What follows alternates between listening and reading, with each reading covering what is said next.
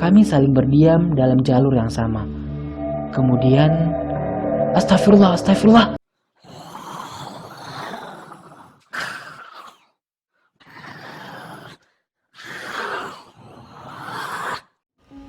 Hai para pecinta horor, selamat datang di ARS. Sebelum jauh melangkah, jangan lupa tekan tombol subscribe, bagikan cerita ini ke teman-temanmu untuk mendengarkan cerita berikut. Dalam hitungan 3, kamu masuk ke dalam cerita.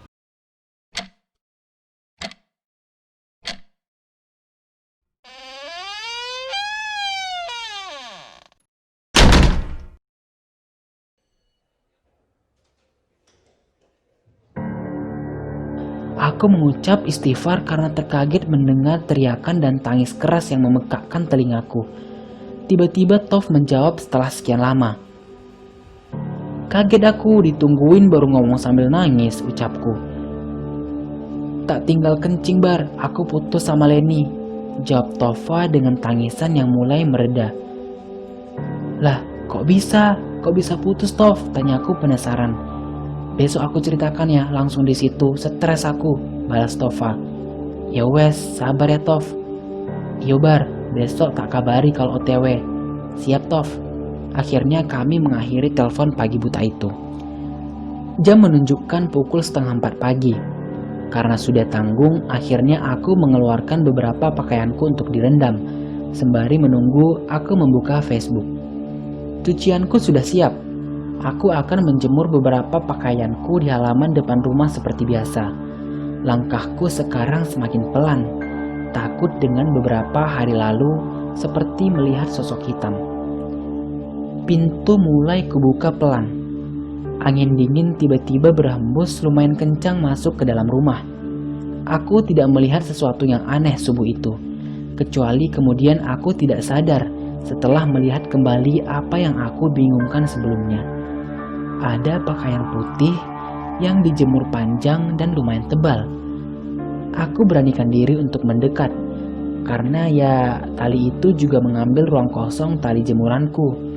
Untung pakaianku tidak banyak, jadi ya aku tidak perlu menggesernya. Aku menjemur kemeja dan celana panjangku. 1 kemeja batik aku jemur dan jepit. 2 celana panjang aku jemur dan jepit. 1 kemeja kerja aku jemur dan jepit. Dan sisa 1 lagi kemeja hitamku. Saat aku menunduk mengambil kemejaku, kemudian aku berdiri dan loh, tadi ruangan tali jemuran ini masih bisa buat 2 kemeja. Kenapa sekarang 1 kemeja aja nggak cukup ya? Gumamku dalam hati. Dengan terpaksa aku menggeser kain putih itu ke sebelah kanan tanpa menghiraukan rasa penasaran yang tadi. Saat tangan kananku memegang kain itu, tiba-tiba, sialan, ngapain dijemur kalau masih lengket? Kesalku dalam hati. Kain putih itu memang lengket, seperti direndam berhari-hari dan tidak diperas tapi langsung dijemur. Baunya juga seperti tanah liat. Kemudian kuurungkan niatku menggeserkannya lagi. Selesai aku menjemur, aku kembali ke dalam rumah. Saat aku tutup pintu rumah, angin dingin kembali masuk tertiup. Aku kuncikan pintuku dan bersiap untuk sholat subuh. Azan subuh terdengar, kemudian aku bergegas dan kemudian berniat kembali tidur sampai siang karena sore nanti aku dan temanku berniat ke desa Rakit untuk bakar-bakaran. Kulepas sarungku dan kemudian menguap setelah tubuhku menyentuh kasur dan bantal. Belum juga tidur, aku mendengar rintik hujan yang mulai membesar dan deras. Ya, hujan di saat aku baru saja menjemur pakaianku. Aku bergegas berlari untuk menyelamatkan cucianku di halaman depan rumah. Saat aku membuka kunci pintu rumah dan menariknya, rasanya seperti ada yang menahannya dari luar. Aku kunci kembali dan membukanya karena mungkin error, pikirku. Ternyata benar, bisa membuka. Tapi kemudian saat pintu terbuka setengah, aku menyesal membukanya, sangat menyesal. Karena di hadapanku sekarang bukan sosok hitam, bukan suara ibu menyanyi sendu, bukan. Aku tiba-tiba ketindih, tapi aku melihat kain putih yang tadi kupegang. kini mempunyai rambut panjang yang membelakangiku. Tak ada wajah, tangan, kaki berayun di tali seperti terkena angin. Aku diam sebentar seperti badanku seolah kaku. Mataku seperti dipaksa melototi sesuatu itu di depan. Mengayun, rambutnya menyapu tanah. Mengayun terus tanpa hentinya.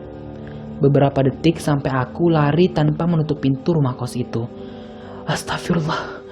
Entah berapa kali kuucapkan sampai matahari muncul dan tertidur dalam balutan selimut yang melindungiku pagi buta itu. Ponselku terus bergetar, badanku berkeringat, dan badanku juga sudah tidak enak. Aku terbangun dalam keadaan basah keringat. Cuaca siang itu sungguh menyiksaku. Badanku masih merinding dibuatnya karena semalam. Tapi gerahnya Banjarnegara siang itu benar-benar membuat aku gak nyaman di kamar. Aku beranjak melepas bajuku dan melihat notif ponselku. Ada chat dan miss call dari Tova dan Wan. Bangun Bar, udah siang, jadi gak? Tova dalam chatnya. Aku menelpon Tova, ternyata mereka sudah berada di rumah kakek Wan di Rakit lebih dulu. Aku langsung memutuskan untuk mandi dan pergi menyusul. Setelah siap-siap, aku mengunci kamarku dan berjalan ke rumah Bu Sum untuk mengambil motorku yang memang diparkirkan di sana. Belum juga sampai daun pintu rumah kosku, aku melihat kursi plastik di ruang tengah, terdapat piring dengan corak bunga penuh dengan jajanan pasar. Kudekati dan memang makanan segar. Pintu rumah kos juga dalam keadaan tertutup. Padahal kejadian subuh tadi tidak kupikirkan untuk menutupnya.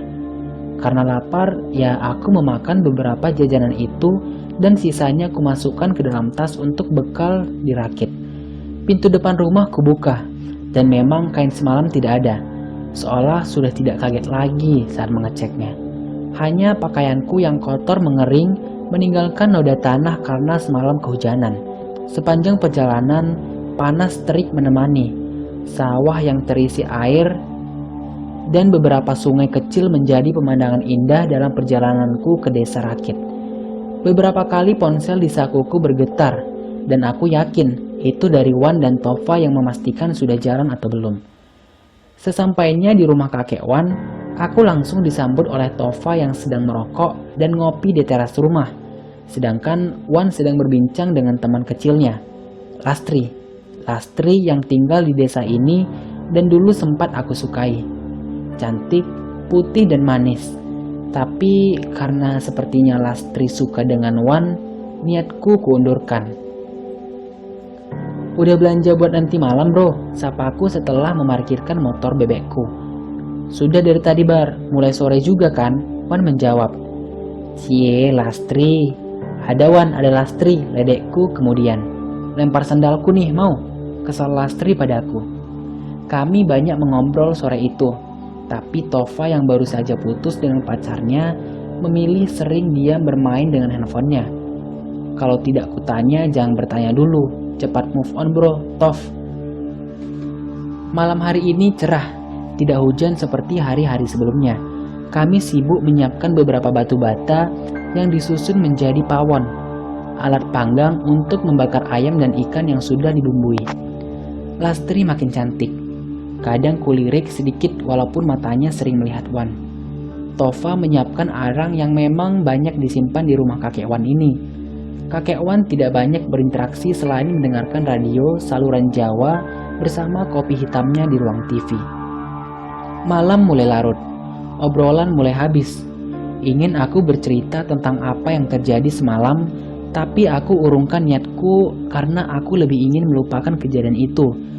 Tetapi Lastri lebih dulu menyindirnya. Bar, kamu katanya suka diliatin di kosan. Liatin apa gitu? Tanya Lastri. Ya suara-suara aneh, ketindihan gitu lah Tri.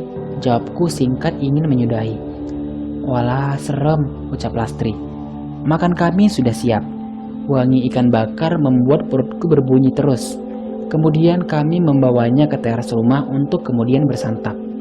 Setelah kami siap bersantap, Wan menanyakan satu hal yang terasa kurang. Tova di mana? Udah lapar gini? Tanya Wan pada kami. Oh iya, Saat kami sibuk membakar ikan dan ayam, aku tidak sadar Tova kemana. Tadi ke arah WC, mules katanya, Lastri menjawab. Lama banget ke WC, aku samperin dulu lah. Wan kemudian berdiri. Aku juga pengen pipis. Aku berdiri dan memilih pergi daripada canggung berdua di keheningan malam bersama Lastri di depanku. Jalan kaki menuju WC di depan rumah kakek Wan itu cukup jauh, karena WC-nya terletak bersebelahan dengan sumur. Harus melewati empang lele dan juga sedikit kebun yang dipenuhi pohon pisang dan pohon jati. Aku berjalan dan sampailah di depan sumur. Pintu WC memang tertutup, tapi seperti tidak ada aktivitas di dalamnya. Aku teriak memanggilnya. Tof, buruan, lapar nih, ditungguin, Tof. Tidak ada jawaban dari kamar mandi. Beberapa panggilanku tidak terjawab dan aku memilih membalikkan badanku dan kembali untuk makan. Ya, laparku tak tertahankan malam itu. Suara sendal jepitku yang menginjak kerikil-kerikil kecil menuju sumur terdengar karena sunyinya malam, sampai akhirnya aku mendengar seperti suara batu kecil yang masuk ke dalam sumur. Aku membalikkan badanku dan mencari tahu, mungkin Tova sedang jahil. Wan pasti banyak cerita tentang aku yang sering digangguin, tapi ini bukan rumah tua itu. Tova lama sekali, teriakku. Kupanggil lagi tapi dia tidak menjawab. Kucari dalam kegelapan. Beberapa lama juga tidak ada sahutan balik dari Tova atau melihat keberadaan dia. Sampai jantungku berdegup kencang dengan apa yang aku lihat dari balik tembok pembatas sumur dan kebun pisang. Wajahnya pekat hitam, matanya merah, terbungkus kain putih dan berdiri di balik tembok, hanya kepala sampai leher yang terlihat. Aku mematung. Sosok itu terdiam, terbungkus dan terikat kain kotor. Iya, itu pocong. Astagfirullah, aku teriak dan berlari. Sendal jepitku lepas satu dan tak kuhiraukan. Nafasku terengah-engah. Kemudian Wan, Lastri dan Tova berdiri menyaksikanku seperti orang ketakutan. Lah, ada apa, Bar? Tanya Wan. Sial, kamu tak semperin malah di sini, umpatku pada Tova. Aku udah balik kok dari toilet, kata Wan, kamu pipis dulu. Balas Tova buatku bingung. Serius, Tov? Tadi aku samperin di WC, kamu kemana? Kataku dengan nada marah. Aku dari WC, kamu gak ada aku lihat, jawab Tova. Lah, aku kira gantian ke WC. Wan menimpal. Bentar, kamu lihat pocong ya, Bar? Tanya Lastri dengan muka tidak kaget. Ada sedikit rasa penasaran terhadap Lastri, kenapa dia tahu aku dikejutkan oleh sesosok pocong. Aku juga sempat lupa sudah hari ke-15 aku bercerita. Mungkin beginilah sosok yang hampir mirip dengan yang kulihat. Kami bertiga memandang bingung dengan ucapan Lastri. Kemudian aku mengambil air putih kemasan kecil dan meminumnya sampai habis. Makan dulu, udah dingin nih. Habis makan aku mau ngomong sama kamu, Bar. Lastri meneruskan ucapannya. Mataku terus mengawasi keadaan sekitar.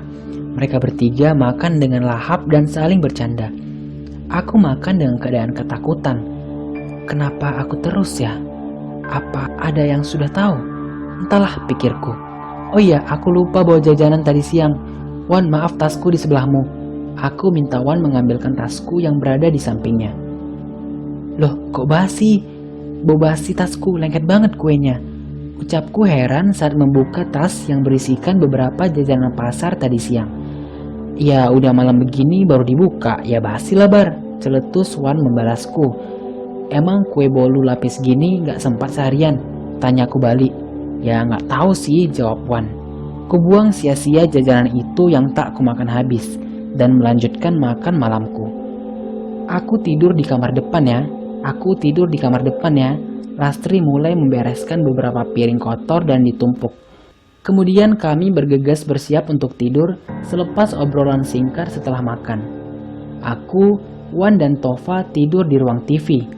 Beralaskan karpet tebal dan bantal, aku masih memikirkan sosok yang tadi aku lihat. Semakin kupikirkan, semakin merinding aku dibuatnya. Kemudian aku mulai mengobrol pelan-pelan dengan Wan. Tova diam aja tumben, sekarang udah rebahan tidur. Kataku melihat Tova sudah membelakangi kami dan tertidur. Bar, jangan kebanyakan ngelamun. gampang masuk nanti. Wan mengalihkan. Lah, jadi keinget lagi kan, sial kamu ah, kataku dengan kesal. Tahu nggak Bar, kata kakekku kalau orang yang tiba-tiba banyak lihat jin atau hal gaib dari dimensi lain, itu biasanya bisa baca karakter orang atau hati orang lain gitu loh. Wan melanjutkan cakapnya dalam sunyinya malam itu. Maksudnya Wan, timpal aku bingung.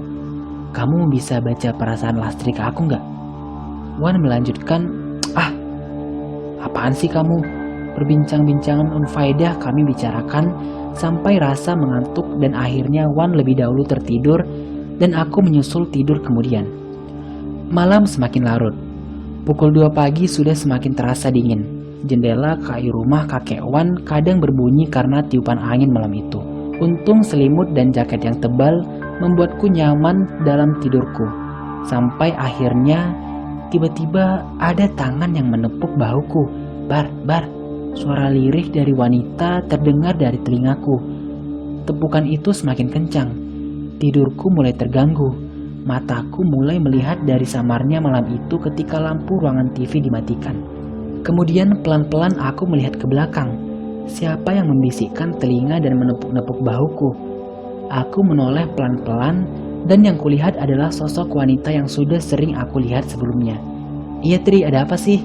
Lastri membangunkanku pelan dan aku mulai mengangkat badanku untuk duduk memperhatikan.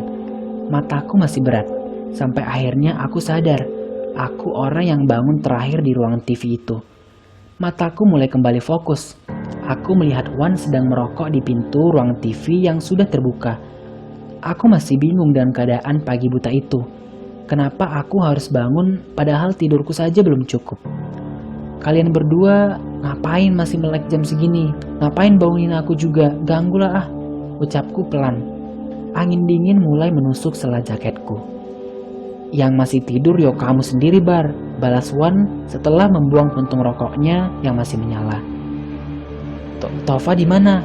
Aku baru sadar dengan saat melihat tempat tidurnya Tova yang kosong. Hilang Bar, Lastri menjawab.